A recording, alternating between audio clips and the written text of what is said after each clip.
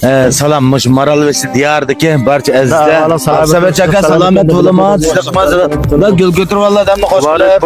Ya bayramlik. Kepsiz ve hoş olduk. Rahmat. Biz mush Maralvesida bugun ata o'gin 3 kun faoliyat qildik. Bir tal Abdul Almashtasanlar, yana bir talni haqsizlik so'q qildigan faoliyatdan birini o'rlashtirdik. O'rni ulab qolsa hozir Samet akam deppason.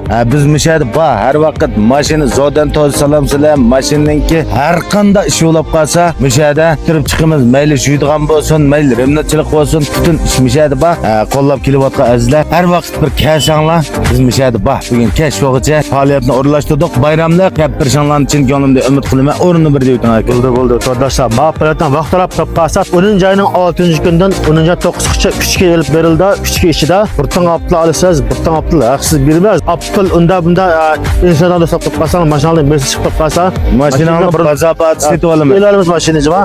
O'sha promo demaymiz. Bazada haqida epqamiz mashinamizdan.